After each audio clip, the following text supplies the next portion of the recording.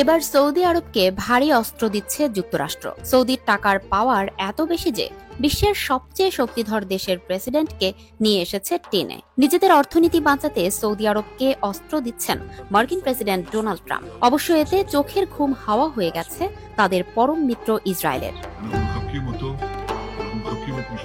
এসেছিলেন একেবারে বাড়ির পাশে, তবু একটিবারের জন্য উঁকি দেননি ইসরায়েলে। তাই এত কাছে এসেও ট্রাম্প তেল আবিবে না যাওয়ায় চটেছেন ইসরায়েলের প্রধানমন্ত্রী বেনিয়ামিন নেতানিয়াহু। ট্রাম্পের এমন আচরণে কষ্টও পেয়েছেন তিনি। সেই কষ্ট চেপে রাখলেও এখন নতুন এক আতঙ্ক ঘিরে ধরেছে নেতানিয়াহুকে, কারণ ইসরায়েলের সামরিক সক্ষমতায় ভাগ বসাতে পারে সৌদি আরবও। কারিগরি টাকার বিনিময়ে সৌদির কাছে অত্যাধুনিক সব অস্ত্র বিক্রি করবেন ট্রাম্প। গুঞ্জন উঠেছে শুধু অত্যাধুনিক অস্ত্রই নয়, সৌদির হাতে লাগতে পারে F-35 যুদ্ধ বিমানও। আর এ নিয়েই যত দুশ্চিন্তা ঘিরে ধরেছে নেতানিয়াহুকে। ট্রাম্প সরাসরি এ নিয়ে মুখ না খুললেও মার্কিন কর্মকর্তারা জানিয়েছেন সম্ভাব্য অস্ত্রের এই তালিকায় F-35 যুদ্ধ বিমানও রয়েছে।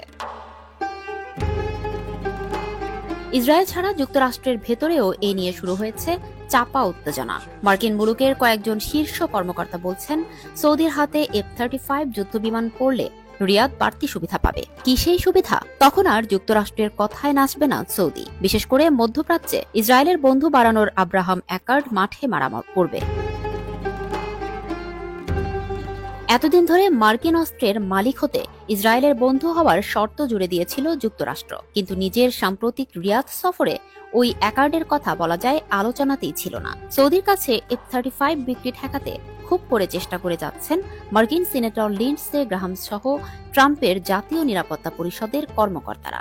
তারা চাইছেন F-35 এর পরিবর্তে মার্কিন বোঝা F-16 উঠুক সৌদির ঘাড়ে।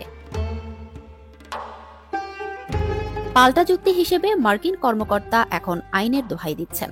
তারা বলছেন ইসরায়েলের চেয়ে ওই অঞ্চলে আর কাউকে বেশি শক্তিশালী করা যাবে না। মার্কিন আইনে এমন সুরক্ষা দেওয়া হয়েছে। ইসরায়েলও F-35 বিক্রির বিরোধিতা করেছে। এরই মধ্যে মার্কিন কর্মকর্তাদের কাছে নিজেদের ক্ষোভের কথা জানিয়ে দিয়েছে ইসরায়েল।